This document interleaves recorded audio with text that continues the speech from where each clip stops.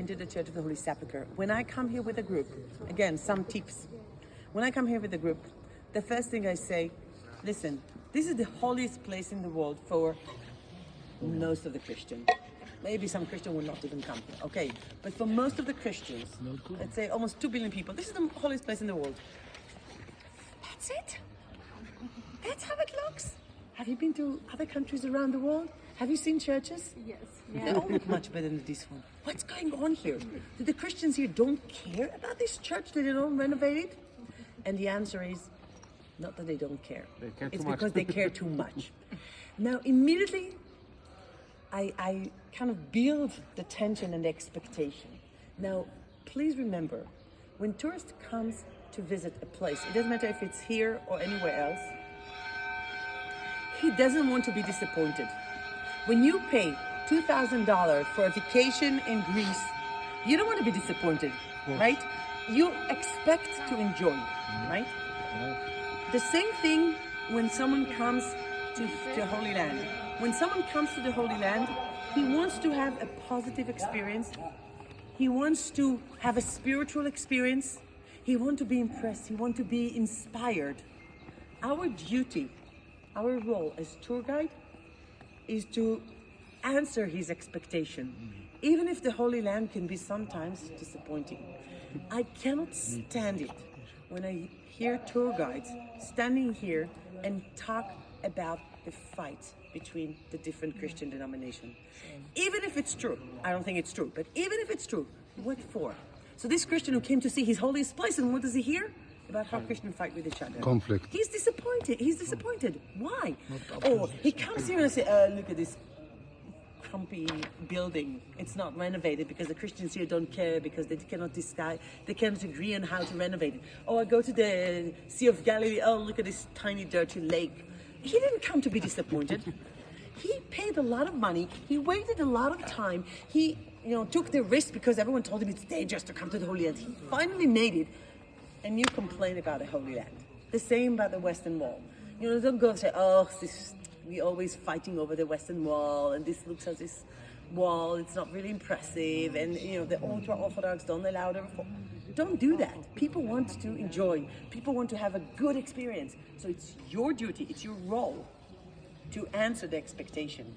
So always think about the half-full cup. Even if a place is very problematic, try to present it in a positive way, because they want to have a positive experience. Meet that Okay? expectation. Please, I'm begging you, because I keep hearing tour guides talking about the disputes instead of about the beauty and the holiness, and they are not here for the disputes. Okay?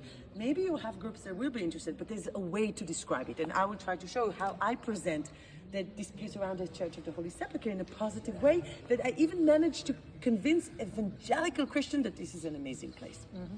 So, this is the holiest place. This is the place that commemorates the place where Jesus was crucified, buried, and resurrected. What is more important? The Resurrection. Or the resurrection? The resurrection. Resurrection. Both. You cannot separate the two. Because if he was just resurrected but not crucified, then There's no resurrection. there's no meaning to his death. If he was crucified but not resurrected, then he's just a person who is crucified. So it has to go together. So if someone asks you what is more important, then you say the connection is important. Both are connected. The crucifixion and the resurrection are very, very connected. You cannot separate the two, because one of them would not be enough. That's true, that the day of the crucifixion is a sad day in the Christian calendar, the day of resurrection is happy, but both things have to happen together. Okay? So this church was built over the site that originally was part of the Roman Forum, built by Adrian. A place inside the walls or outside the walls? Outside. Outside the walls in the time of Jesus. That was very confusing for some Protestants who came here in the 19th century and thought, that could be the right place, because Jews do not bury people inside the city, and we are inside the city. Why Jews don't bury people inside the city? Why they don't? Yeah, why we don't bury people inside the city? Because this is the tradition. This is the faith. Why It's a the faith. tradition? It's impure. It's a matter of impurity. Here, an excellent question that if you're not Jewish, they might going to ask you in the exam, and also the tourist. Because in Judaism, there's very clear instruction, biblical instruction regarding purity and impurity. Boker Tov. Vital is one of the policemen of the Church of the Holy Sepulchre. He also did the tour guide course in Bet Sefer Tayarut. And That's what happened to many of the policemen here. They're so fascinated by listening to the tour guide, so then they become tour guide themselves. There was another policeman that sent his wife to be a tour guide. Bring mine. But I thought there was some debate whether this was inside or outside the wall. just a second, I will get to that. Just a second. So if you're not Jewish, they might gonna ask you about it. Also, your tourists might gonna ask about it. There are instruction in the Bible regarding purity and impurity.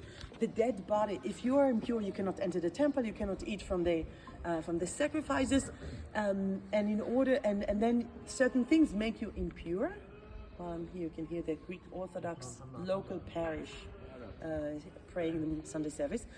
If you touch certain insects, if you touch certain things, you're impure. If you touch the dead body considered to be the worst impurity. And therefore, it's harder to purify your body after touching the dead body. I'm not going to get into all the meaning of that, but that's why Jews traditionally bury outside the wall to avoid this impurity. And that's why it's so obvious to everyone that you talk about that Jesus' tomb had to be outside the walls. And now I'm going back to the question of the location. So if this is the Temple Mount, second temple, how many walls the city had in those days, in the time of Jesus? Jesus' time? Hezekiah and Herod's. So two walls. So according to Josephus, he talks about 3 walls. First one is the first temple wall rebuilt in the second temple, Nehemiah, and later on renovated by the Hasmon. This is the first wall. And the second wall, that you're right, it's not clear exactly where the wall passed because we haven't found any remnants of that wall. So it was started somewhere around this northern wall, let's say here, and met the middle of the northern wall of the Temple Mount. So was it like this? Was it like this? Was it like this? Was it like... It's hard to say. The question is, was this outside the wall or inside the wall? Most scholars would agree that it was outside the wall, but of course we don't have a proof. Actually, the only proof I can suggest to the fact that it was a burial site outside the wall. Have you been to the church already with someone? Yeah.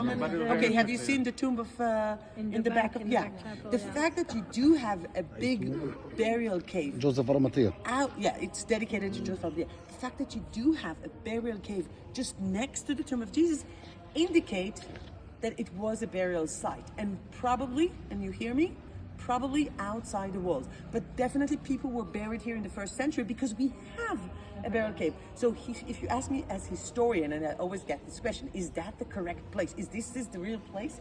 I would say for sure from the 4th century, it's the correct place. In the 4th century, a church was built here, and since then, people believe it's the place. But it seems that it was a burial site because we have another tomb next to it. Okay? Later on, the 3rd wall was built. But, as I said, when Protestants came here in the 19th century, they hesitated about this site. They also, this is an Orthodox, non-Orthodox, they hesitated about this site. They also realized that they don't really like the way the church looks like. They didn't have any rights in the church. We're going to explain why. And they located an alternative site just outside the walls of the city, of today's city wall. This is the Garden Tomb. You will visit the Garden Tomb, and probably many of your evangelical Brazilian group, here. Many of your evangelical group would not even go to the Church of the Holy Sepulchre and only would go there because they don't like this place. And maybe some of your groups would visit this place, but then go and have a service at the Garden Tomb. And probably also Rodney's group would go to the Garden Tomb. Or both. It really depends. I always recommend the groups to go both. Because here you have a history of 1700 years, and there you have the atmosphere of the 1st century.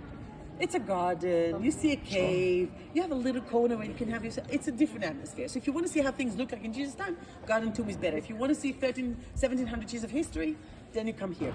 And then I tell to the Christians, if you're Christian, the location of the resurrection, it's in your heart. That's right. Okay? So that's what's important. So that's the question I always get. So how do we know it's the correct place? This is the Greek Let's patriarch. finish the service, open the way. You have to stand up.